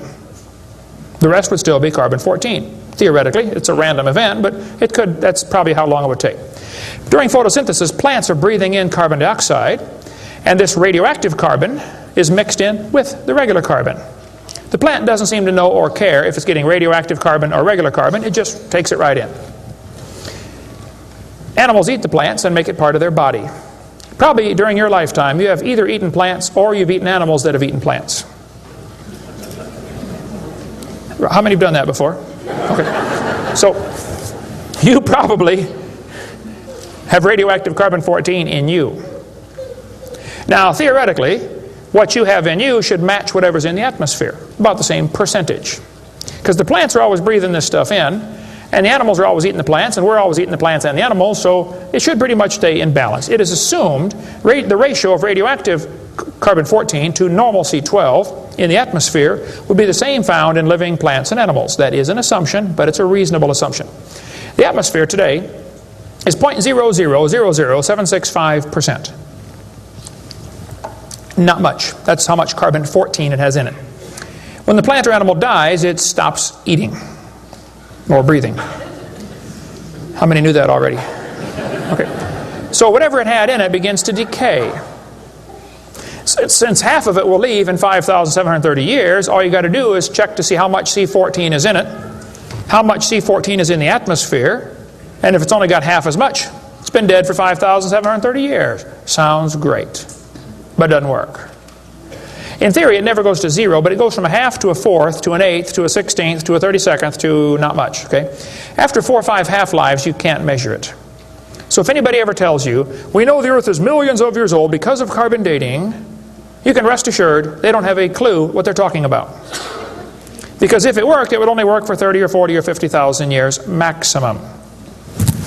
They compare the amount of C14 in the object being dated with the amount currently in the atmosphere and estimate how long the object has been dead. It sounds good, but there are some assumptions that mess everything up. Okay? Assumption number 1, has the amount of C14 in the atmosphere always been the same? Has it reached equilibrium? This is an interesting problem. If I told you to fill a barrel with water, but I drilled holes on the other side of the barrel, while you're filling it, it's leaking out. At some point, it's going to be leaking at the same speed you're filling, and that point is called equilibrium. You will never fill the barrel past that point, unless you plug the holes or fill faster. See, it's filling and leaking at the same time, sort of like your checkbook. You know, you put it in and it leaks out, okay? Hopefully you want to at least be at equilibrium, okay? If less than that, you're going to be in trouble eventually. See, if your outgo exceeds your income, your upkeep will be your downfall every time. Well, they say if you took a brand new planet Earth and stuck it out in the solar system, the sun would start producing carbon-14. It would start decaying also right away, And it will take about 30,000 years to reach this equilibrium point. Well, Willard Libby and others who invented carbon-14, University of Chicago in 1947 to 53, he got a Nobel Prize for it in there somewhere. He said, well, it would take 30,000 years to reach equilibrium. He said, well, we know the Earth is millions of years old. Mistake number one. So we can ignore the equilibrium problem. Mistake number two. The Earth's atmosphere has still not reached equilibrium. There's more C14 now than there was 10 years ago, which proves the Earth is less than 30,000 years old, which I could have told them just from reading my Bible. See, if an animal is still alive, be it plant or animal, okay, it should have about 16 clicks per minute on your Geiger counter per gram. If it's 0 years old, actually 0 years dead. If it's getting only 8 clicks per minute, then it's 5,730 years old. If it's giving you 4 clicks per minute, it's gone through 2 half-lives, it's 11,000 years old. If it's 2 clicks per minute, it's 17,000 years old. This is how they date it. So if you're getting 2.5 clicks per minute, you just find the point on your graph and draw the line over and determine the age. Sounds real simple, but it doesn't work. If we had walked into a room and found a candle burning on the table, and I asked you the question, when was it lit? You say, I don't know, Mr. Hovind, it's burning when I got here. Okay, well then let's do some empirical science. Empirical science is things we can test and measure and observe and test. Not theoretical, I mean empirical. We can measure it and weigh it. Let's measure the height of the candle. Suppose the candle is 7 inches tall. Who can tell me when it was lit? Okay, nobody. Let's do some more empirical science. Let's measure the rate of burn. Suppose we determine it's burning 1 inch an hour. When was it lit?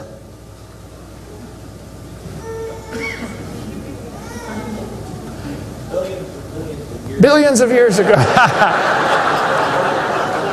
You're going to have a hard time telling me unless you're willing to make some assumptions. How tall was it when it started? Oh, we don't have any idea.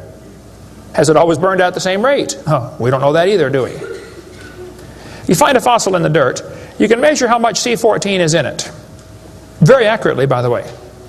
And you can measure how fast it's decaying. That's just like measuring the height of your candle and how fast it's burning. Now, when did that animal die? You don't have a clue.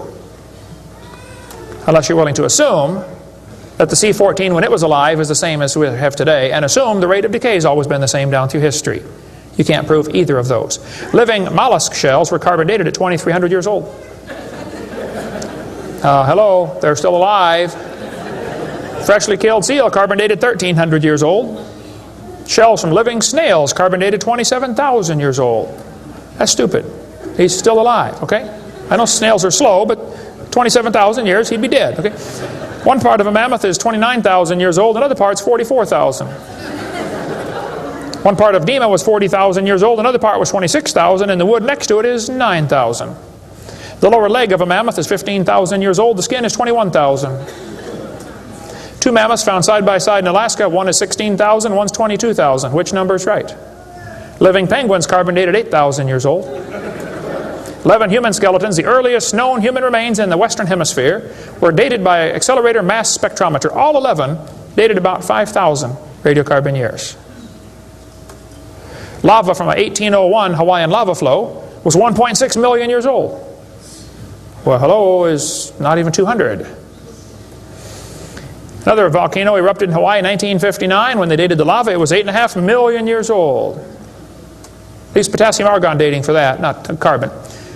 Mount Etna in Sicily, I climbed Mount Etna when I was over there some time ago, erupted in 1972, 350,000 years old.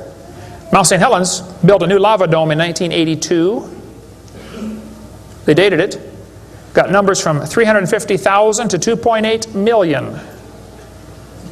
It's not even 20 years old. Here's what you ought to consider about carbon dating. Samples of known age, it doesn't work. If it's a sample of unknown age, it is assumed to work. That's stupid. In the last 2 years, an absolute date has been obtained for the Gandong beds above the Trinnell beds. It has the very interesting value of 300,000 years, plus or minus 300,000 years.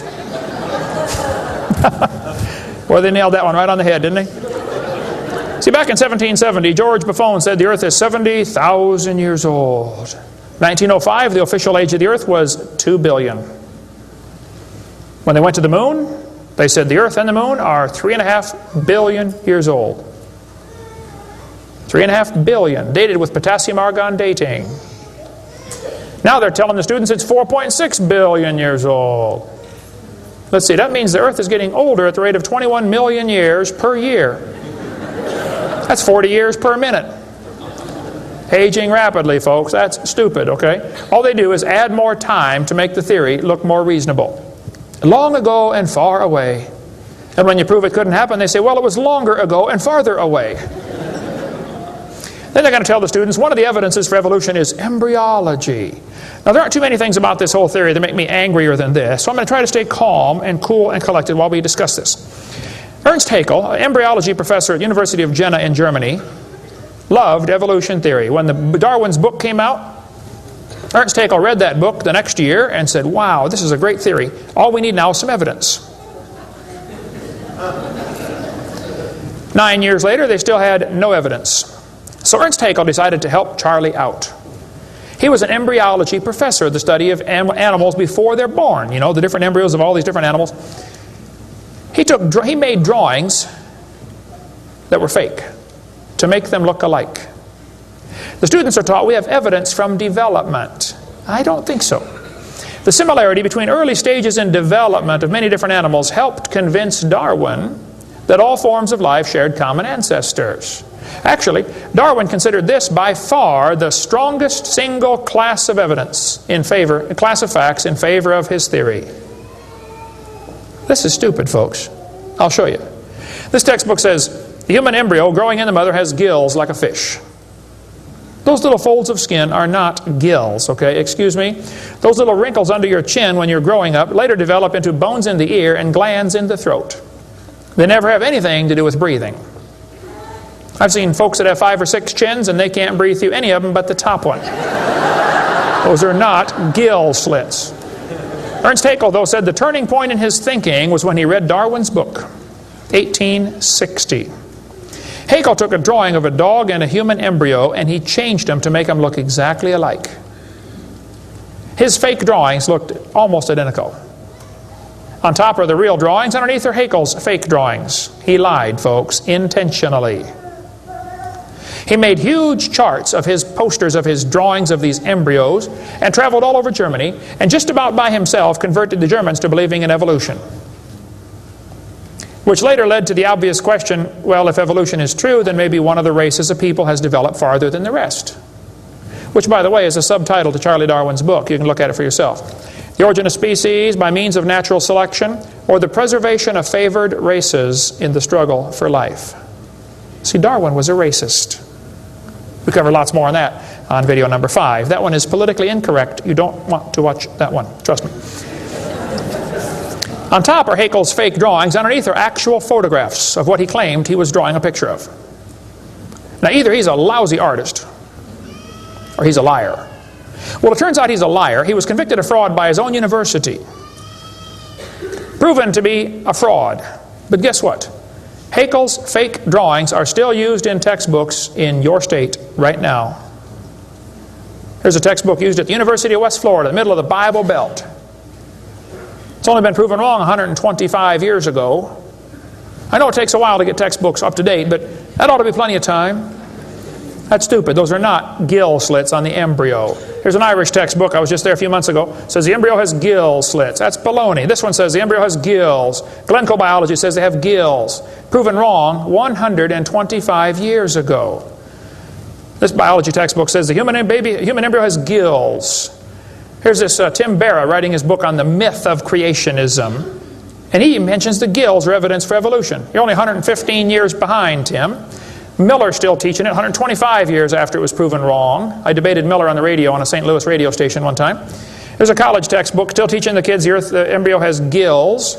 This one says, it shows the kids a 5 to 6 week embryo, but it says by 7 months, the fetus looks from the outside like a tiny normal baby, but it's not.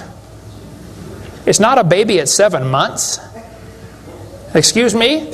A whole bunch of kids born at 5.5 months survive. 34%. That's stupid to say it's not a baby at 7 months development. Maybe you heard about the woman that had surgery on her baby before it was born. They cut the mother open, cut the uterus open. The 5-month-old baby, 5 months in development, reached out and grabbed the doctor's finger. It's not a baby, huh?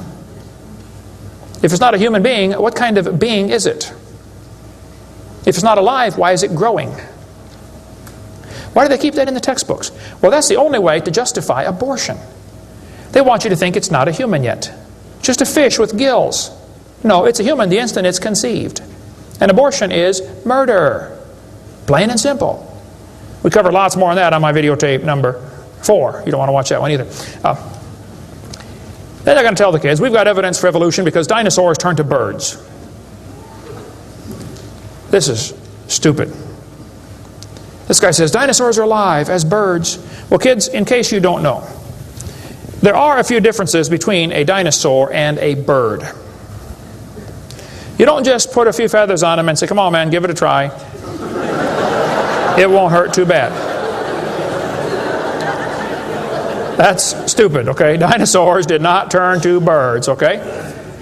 Somewhere along the line, while his front legs are developing into wings, they're going to be half leg, half wing, which means he can't run and he can't fly yet. He's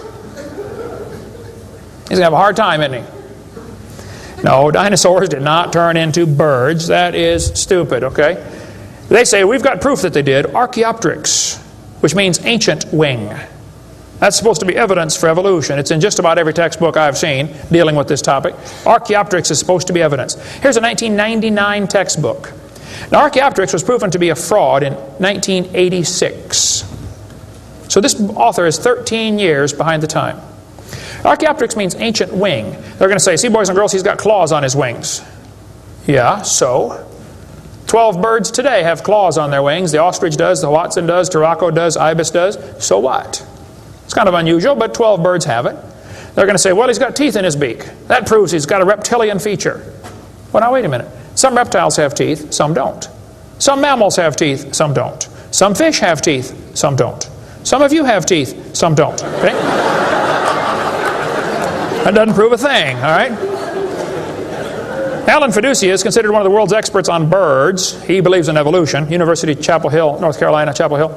He said, paleontologists have tried to turn Archaeopteryx into an earthbound feathered dinosaur, but it's not. It's a bird, a perching bird, and no amount of paleo babble is going to change that. It's a bird. By the way, even by their twisted thinking, birds are found in layers lower than Archaeopteryx. If you find fully formed birds in rock that you think is 130 million years old, then Archaeopteryx at 65 million years old cannot be a missing link, can it? Because birds were already here. Even with their dumb geologic column, it doesn't work. We cover lots more on that on video 4. They say bird feathers evolved from scales. Well, that's stupid. In the first place, they come from different genes on the chromosome, okay? Developed totally different. A scale is a hard wrinkle in the skin. They attach to the skin very differently. Feathers are incredibly complex, folks. Unbelievably complicated. They're both made from the same protein, keratin, and that's where the similarity stops. So what?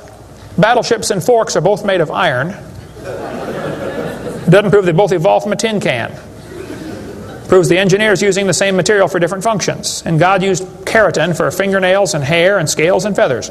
So, same designer, that's what it proves. A lot more on the bird evolution in the book Icons if you want to get that. Then they tell the kids about the peppered moth. Yes, boys and girls, somebody in England went around and counted the moths on the trees. Must have been a government project. They discovered it's 95% light moths and 5% black. Well, so the story goes, they burned coal in the factories, the trees turned black, and the moths changed to black moths. Because when they counted them again, they said they found 95% black and 5% light. Actually, the whole story is a lie. It never happened. After 40 years of watching, they found 2 moths on the trees. 2 total out of 40 years.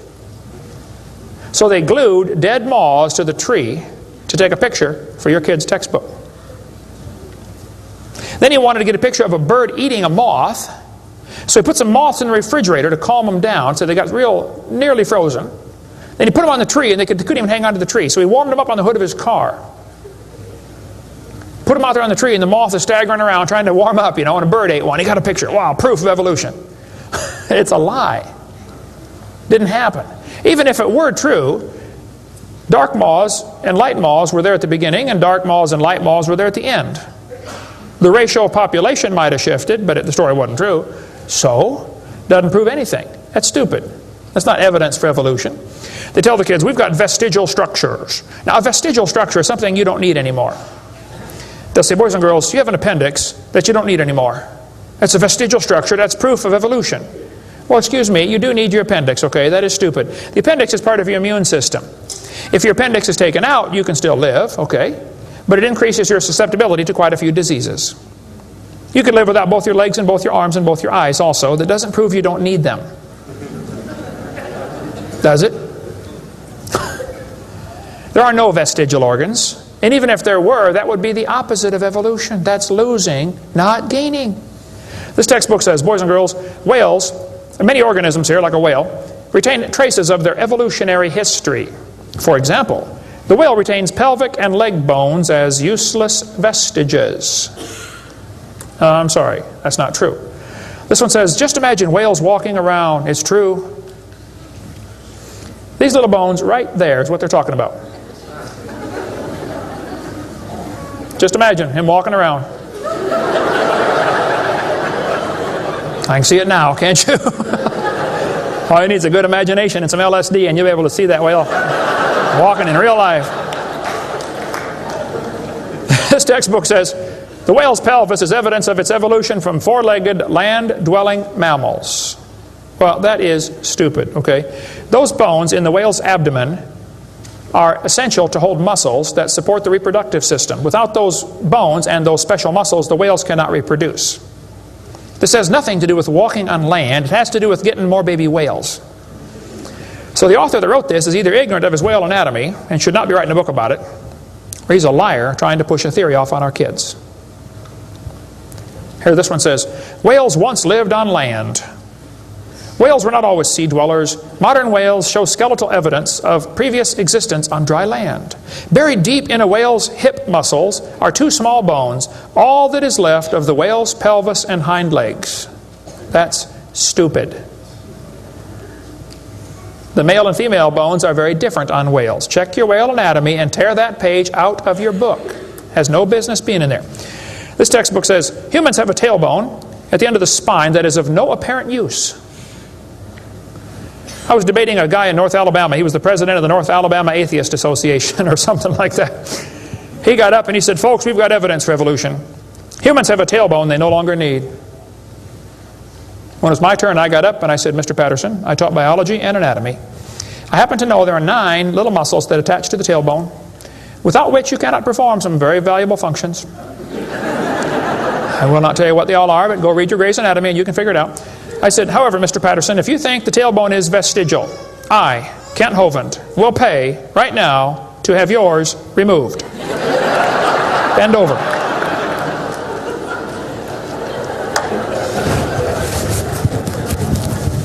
That is stupid, folks. The tailbone is not vestigial. This one says, the coccyx, that's the tailbone, the small bone at the end of the human vertebral column, has no present function and is thought to be the remainder of bones that once occupied the long tail of a tree-living ancestor. I was taught when I went to school, man used to have a tail, but he lost it because he didn't need it. I thought, didn't need it? Have you ever thought how handy a tail would be? Have you ever come to the door with 2 sacks of groceries? Wouldn't that be nice, man? Be able to grab that door and walk right around and get in it? Lost it because we didn't need it. Man, you could drive the car and tune the radio knob and hold a Coke at the same time. We're going to tell the kids that lobe-finned fish show evolution. Yes, boys and girls, during the Devonian period, 410 million years ago, there were fish with lobe fins. What that means is a short arm and then the fin grows. Well, that's stupid, okay? The lobe-finned fish are still alive. They're called the coelacanth. And when they found the first coelacanth in 1938, first folks, people didn't believe it. They said it can't be true because they died millions of years ago. When they finally proved, yes, they're still here, all they said was, wow, they survived for millions of years. Never dawned on them to maybe question the whole theory. Never dawned on them. When Dr. Roy Mackal went to Africa and did expeditions on dinosaurs still alive in the African swamp. University of Chicago microbiology professor Dr. Roy Mackal wrote this book. He went over there twice, interviewed folks who've seen living dinosaurs. People who've never seen a white man. When he showed them the Apatosaurus, they said, yeah, that's Mokele Mbembe. He lives out in the river. He's not friendly. Don't get close. Dr. Mackal said, fellows, that's a dinosaur. They've been dead for 70 million years. The natives said, well, we're sorry. We didn't know about that. All we know is we see them out there once in a while. So Mackal gets back, writes this book, and says, folks, there are still some dinosaurs alive in Africa. Then he says, it's amazing they survived for 70 million years. Never will cross his brain that maybe your basic theory is wrong. That thought will never enter his mind, I don't think. It ought to. Lobe-finned fish are still alive, folks. They tell them trilobites are good index fossils for rock that is 600 million years old. Well, that's stupid, okay? There's a human shoe print where a guy stepped on and squashed a trilobite.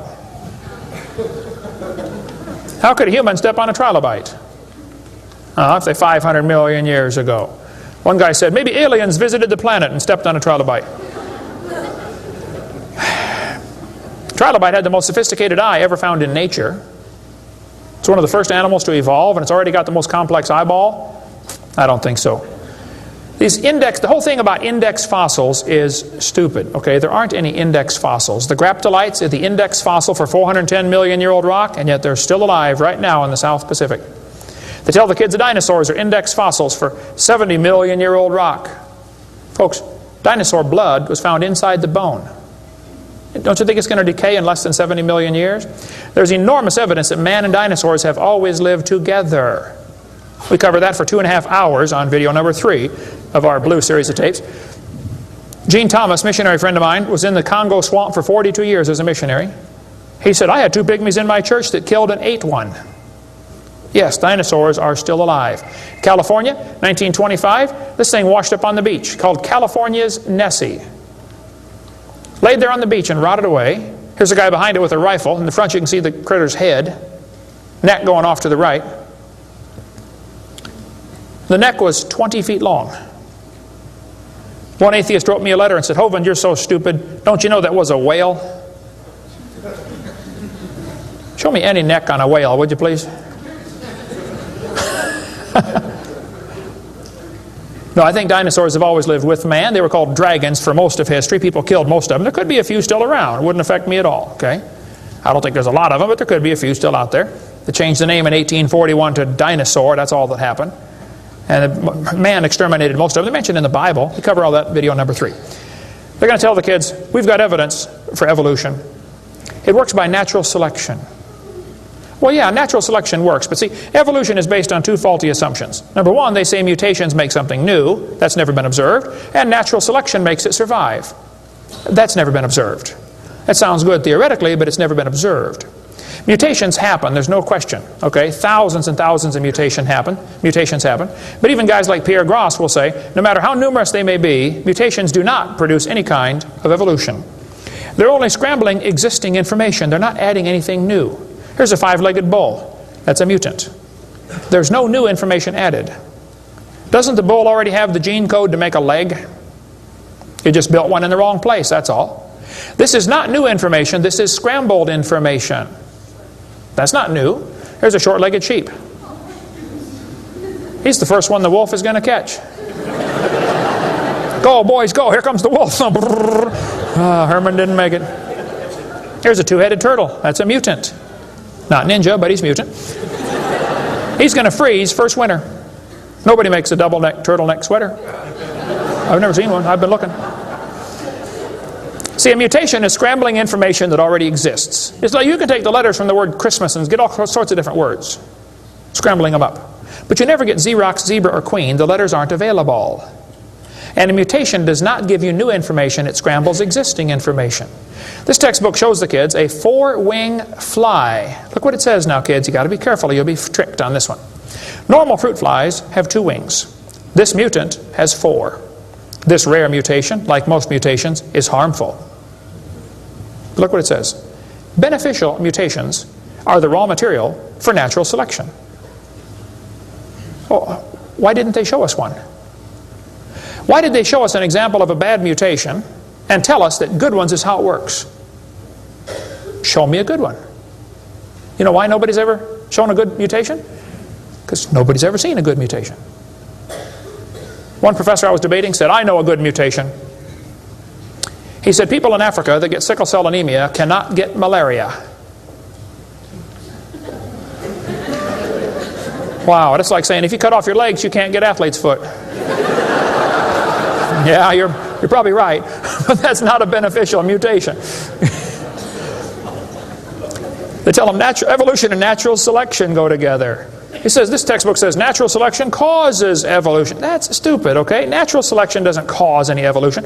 Natural selection is a conservative process that keeps the species strong. That's all it does. That's all it can do. It has no creative properties. Natural selection, nature can only select what there is to select from. If I said, I'm going to go around the world, I'm going to try to raise a race of people that are over 12 feet tall. So everybody under 12 feet tall, we're going to kill them. Year after year, we kill everybody under 12 feet tall. Well, there's nobody to select from, is there? Natural selection can only select what there is to select from.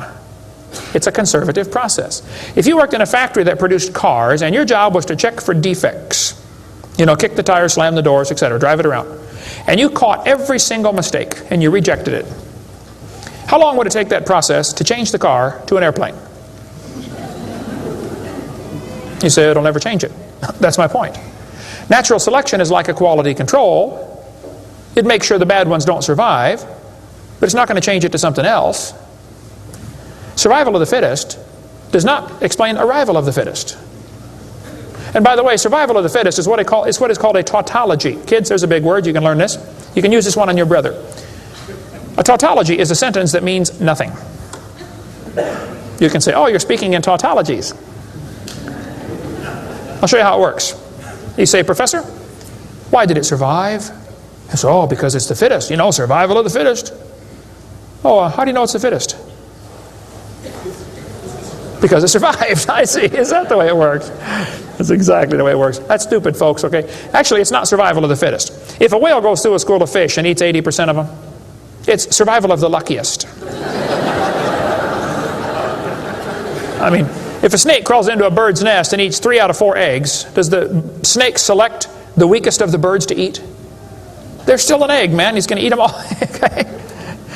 Then they do the thing with the fruit flies for the kids. They'll say, boys and girls, we raised flies in the laboratory, and we nuked them and microwaved them and x-rayed them, and we got these flies to have mutated babies. We got flies with curled wings. They fly around, bzz, bzz, bzz, bzz, couldn't go anywhere. They got flies with no wings. What do you call that? A crawl. You can't fly. They raised all these mutated flies in the laboratory and said, you know what, folks? Every fly we got was worse off than Grandpa Fly. Yeah, so? So they tell the kids, you see, this proves that flies have evolved as far as they can go. No, this proves you're messing up with perfectly good flies, okay? God made them right and you're messing them up. Now leave them alone, all right? This guy says, we've got proof for evolution because flies in the north have wings 4% larger than flies in the south. That's proof we all came from a rock. That's stupid, I'm sorry. Then they tell the kids, boys and girls, today you're going to learn to think critically. Watch this sentence here carefully. Some kids doing this for homework tonight. Boys and girls, do you think humans are still evolving? Now what kind of question is that? That's one of those questions like, have you stopped beating your wife yet? Well, if I say yes, I'm admitting I did. If I say no, I'm still doing it. Wow. All right. Go back and look at the original question. Do you think humans are still evolving? Doesn't that question assume that evolution has happened? What if a kid doesn't believe in evolution? How is he supposed to do his homework tonight? That question does not teach him how to think critically. That teaches him what to think, not how to think. That's a Soviet-style indoctrination type question. And the textbooks are full of them. They're not learning how to think. And when the kid gets done with this course, he's going to think he knows how to think. But he doesn't. He knows how to be told what to think. Brainwashing at taxpayer expense. Quite a few lies in the textbooks covered in this one. We got a lot more in video number 4. Adolf Hitler said, "You let me control the textbooks, I'll control the state." What is in these books anyway?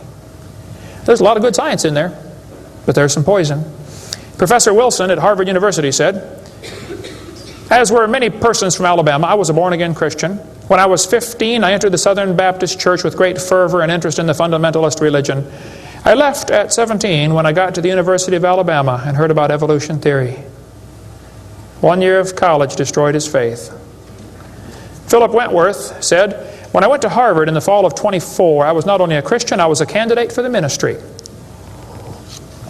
Then for 4 years I underwent a process of mental readjustment which shook my little world to its foundations. Through it all, one thing was clear to me. If I could reconcile religion with intelligence, I knew that I could go on into my chosen career fortified by the experience. If I could not, every consideration of honor would compel me to make other plans. In the end, I gave up the ministry."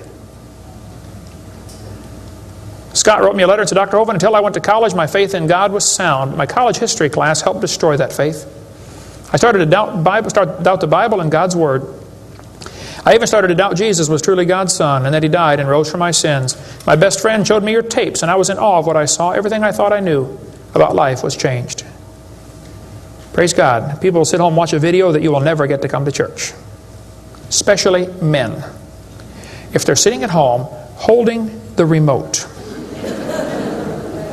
There's this feeling of power that surges through their body. How many know what I'm talking about? Now come on, be honest, okay? Right? That's why we purposely leave my videotapes uncopyrighted. Copy them and give them to your friends, man. Get them saved. All right? 75% of the kids from Christian homes that go to public schools are going to lose their faith after 1 year of college. 75%. Professor Bonar said, "Evolution is a fairy tale for grown-ups. The theory has helped nothing in the progress of science. It is useless." Malcolm Muggeridge said, "I am convinced the theory of evolution, especially the extent to which it's been applied, will be one of the great jokes in the history books of the future." It's a joke. And it would be a joke if it weren't for the tragic results. How many kids are taught this thing every day and believe it, and it destroys their faith? Adolf Hitler was a strong believer in evolution. He thought the Jews were an inferior species and needed to be eliminated for the good of humanity. Joseph Stalin was an evolutionist. Trotsky was an evolutionist. Pol Pot from Cambodia was a strong believer in evolution. We covered lots more on that in video number 5. Scientists who go about teaching that evolution is a fact of life are great con men. The story they are telling may be the greatest hoax ever. In explaining evolution, we do not have one iota of fact. Evolution is a shell game. You ever seen those shell games where they put the pea down there and they put the 3 shells on it and the guy tries to get you confused, you know, he messes them around? Evolution is like a shell game. If you ask the biologist, where's the best evidence for evolution? He'll say, oh, it's in geology. I debated Dr. Pigliucci. It's debate number 12, I think, of my series out there, of the red series of tapes. Those are debates. I said, Dr. Pigliucci, you have gotten $650,000 in grant money to study evolution of plants. You've been teaching a course on the evolution of plants for 30 years. What is the best evidence of evolution you're aware of? And he said, the evolution of whales. You're a botanist telling me the evolution of whales is your best evidence? It's always this way, folks. The geologist thinks the anthropologist has the evidence. The anthropologist says, oh no, we don't have it. The biologist has it. It's a shell game. The only problem is there's no pea under any of them. Nobody has the evidence. It's a joke. Sir Arthur Keith was selected to write the foreword to Darwin's book when it was republished in 1959 because he was a strong believer in evolution. Arthur Keith said, evolution is unproved and unprovable. We believe it because the only alternative is special creation. And that is unthinkable. I mean, you're not even allowed to think that maybe there's a creator? The only alternative. He's right, by the way. The Russian atheist astronomer came to America and spoke at one of the universities, and he started off his speech, he said, folks, either there is a God or there isn't. I thought, boy, this guy's brilliant. He nailed that point right on the head. I got to give him credit for that one. And then he said, both possibilities are frightening. I thought, wow, that's a good statement. You see, if there is a God, we better find out who He is, and find out what He wants, and do what He says.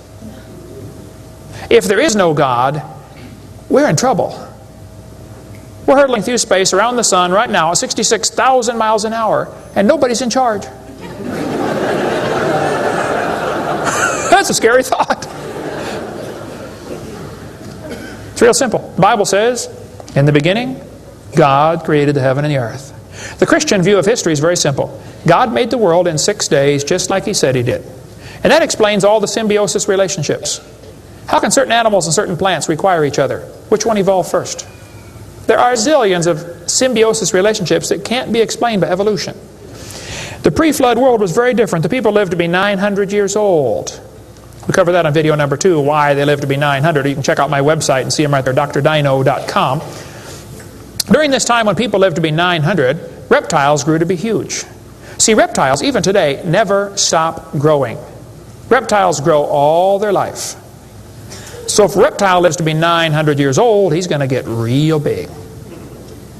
Dinosaurs were big lizards that lived with Adam and Eve. And then Noah took dinosaurs on the ark. People say, dinosaurs on the ark, they're kind of big, aren't they?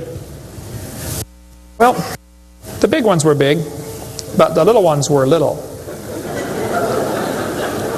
And Noah was 600 years old when he built that boat. I bet he was smart enough to figure out, you don't have to bring the biggest ones you can find.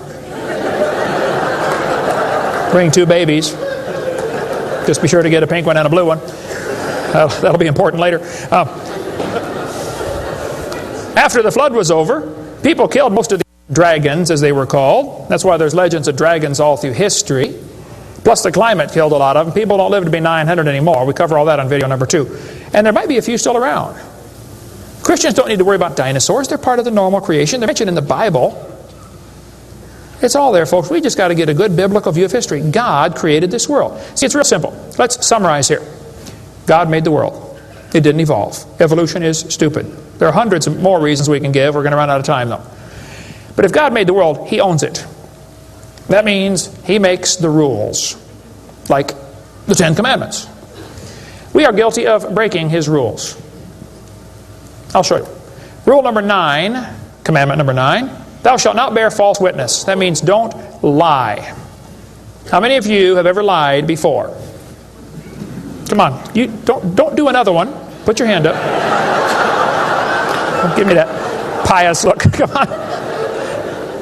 Number 8, don't steal. How many ever stole something? You already told me you're a liar. Now come on. You don't have to read very far to realize we're guilty, which means we're going to be punished. Or find a substitute. See, I can't substitute for your sins because I got a whole bunch of my own. But Jesus Christ is not only willing, He's able. He wants to take your place. He wants to pay for your sins. It's real simple. February 9th, 1969. My friend said, Kent, you're a sinner. I said, well, you can say that again. He said, you deserve to go to hell. But Jesus died for you. He wants you to save you. He wants to save you. If you'll ask Him, He'll save you right now. And I bowed my head and said, Lord, I'm a sinner and I deserve to go to hell, but would you please forgive me and save me? And I've got God's promise I'm going to heaven. Hey, if you died today, where would you go? You ought to think about it because you will be dead for a long time. Doesn't matter how long you live, you're going to be dead longer than that. You know, George Washington died 200 years ago, and he's still dead. How much longer does he have to go? You're going to be dead for a long time. All you get in this life is a little bitty dash between 2 dates. Just a little, and it's gone. What are you going to do with your dash? Let me give a suggestion to you. Give the whole thing to Jesus. Say, Lord, you may have it, the whole thing. One time a little boy saw Jesus preach and he had a little sack lunch. 5 biscuits and 2 fish sticks. I said, here, Jesus, you can have the whole thing. Jesus said, thank you, son. Everybody sit down, please. 5,000 men, plus women, plus children. We can assume probably 20,000 people. Jesus started breaking those fish sticks and bread up and making fish sandwiches and started passing them out to the disciples. And everybody sat down on the grass and they passed them out and passed them out and passed them out and passed them out. When they got all done, everybody was stuffed. You want another fish sandwich? Oh, no, I can't. No, man, I'm stuffed. He said, okay, disciples, gather up all the fragments. They got 12 baskets full of fragments left. That little boy came home from the meeting. Mama said, hey, son, how'd you like your lunch? Oh, Mom, you won't believe it. Was it good? Oh, it was good, Mom. You have any left? Hey, disciples, come on in here, would you please? See, he decided to give it all to Jesus. Now, he ended up getting fed himself. He's one of them 20,000 that got fed, you know. He could have kept it and got fed, or he could give it away and get fed. Worked the same either way. If you could learn to give your life away to Jesus, you will get a wonderful life. Plus, it'll bless lots of others. Some of you ought to quit worrying about knocking that dumb ball into the hole in the dirt and start worrying about who's going to heaven or hell. And you ought to quit worrying about getting a fancier car and a fancier house and start worrying about who's going to heaven or hell. Maybe God gave you that good job so you can give some money to missionaries. Not so you can build a bigger, fancier house. You know what we need in this country? We need a Christian Barney. How many kids in this town tomorrow are going to be taught evolution? On Discovery Channel, Nature Channel, National Geographic, textbooks, library books. How many? Thousands of them? And they're going to use dinosaurs, aren't they? Little 4-year-old kids get a book. Hey, boys and girls, dinosaurs lived millions of years ago. Isn't that what they say? Why don't one of you get yourself a purple costume? Get all the neighborhood kids together. Hey, boys and girls. We're going to sing now. God loves you, God loves me. He wants you in His family. If you'll ask Him now, He'll come into your heart, and of His family you'll be part. Shouldn't they learn that instead? Folks, somebody's got to reach these young kids. You ought to get some videos or something. My material's not copyrighted. You can use mine any way you want. Hey, what on earth are you doing, for heaven's sake? What are you doing for the Lord? I saw this tombstone the other day at a cemetery. Wayne Strickland, atheist. Hasn't died yet. He said, I'm a busy man, don't have time for this. I'm sorry, Wayne. You're going to have lots of time here coming up soon. Claims to be an atheist. Interesting. The Bible says the fool has said in his heart there is no God. Did you know God doesn't believe in atheists?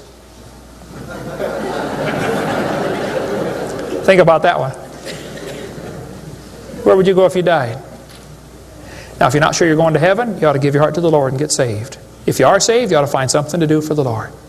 If you want to get any of my video materials, they're not copyrighted. You can get a 15-hour seminar on creation, which lots of material on stuff, on creation, evolution, dinosaurs. Get some of the debates or the red tapes or the miscellaneous topical series. We want to strengthen your faith in the Word of God. If you're here tonight and you're not saved, or if you're watching this video and you're not saved, give me a call. I'll be glad to help you meet the Lord. Our website is drdino.com. Phone number in Pensacola, Florida, 850-479-DINO. We like dinosaurs around there.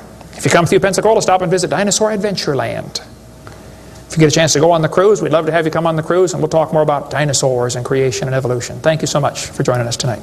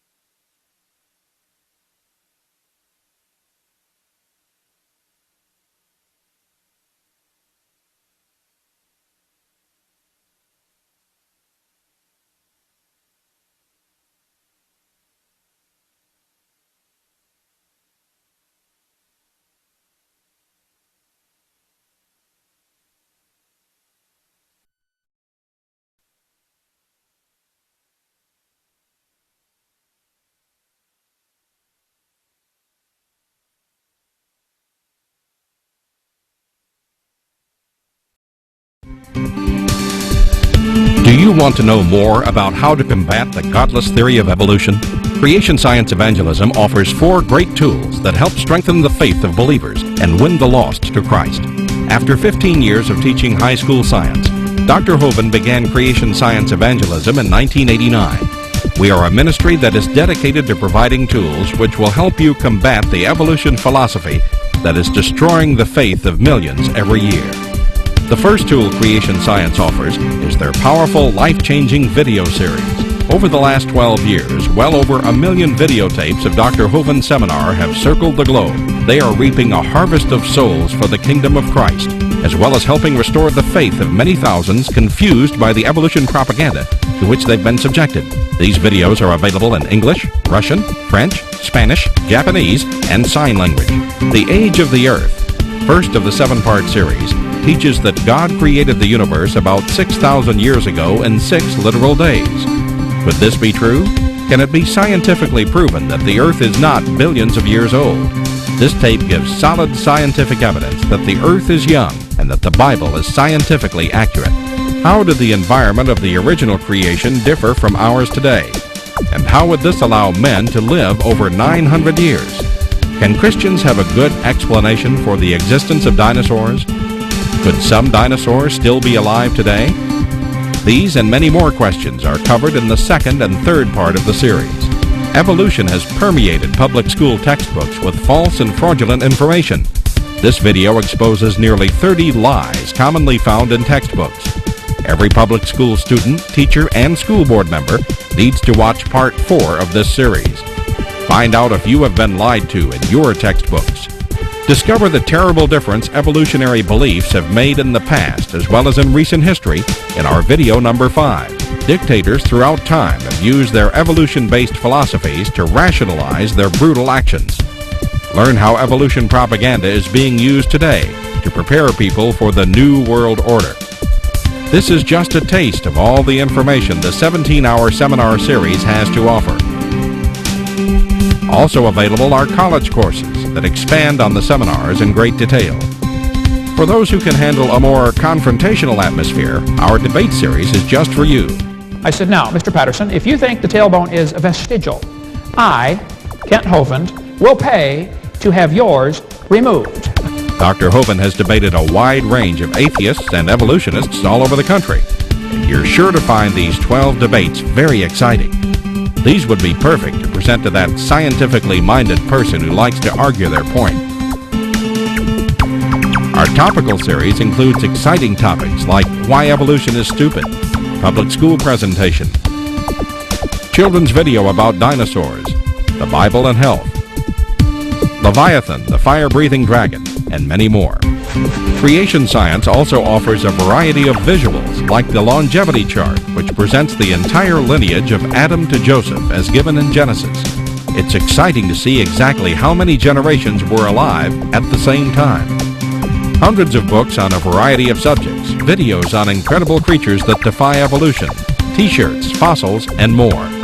Make Creation Science Evangelism the one-stop shopping center for your creation material needs. Our 2 websites, www.drdino.com and www.dinosauradventureland.com, provide our second tool for evangelism. drdino.com is packed with lots of information, from charts and graphs to articles and frequently asked questions. This is also where you will find more information on all of the products CSE has to offer. DinosaurAdventureland.com is great for the kids. They can play lots of fun games and see unusual rides and activities located at Dinosaur Adventureland in Pensacola, Florida. Thousands visit our sites regularly to gain insight into God's creation. The third tool available to you is the live seminars conducted by Dr. Hovind and his son Eric. Since 1989, Dr. Hovind has held seminars and debates in hundreds of churches, schools, and universities in 49 states and 30 foreign countries. His fast-paced, illustrated seminars cover diverse topics, such as evidence for a young Earth, how long Adam lived, dinosaurs living with man, where races came from, radiometric dating, and much more. Our fourth tool is the new, exciting Dinosaur Adventureland. Many thousands have come from all across America to visit our museum, creation bookstore, science center, and theme park, where God gets the glory for science. Our unusual swings, rides, and activities each have a science lesson as well as a spiritual lesson. Captivate everyone from age 4 to 94.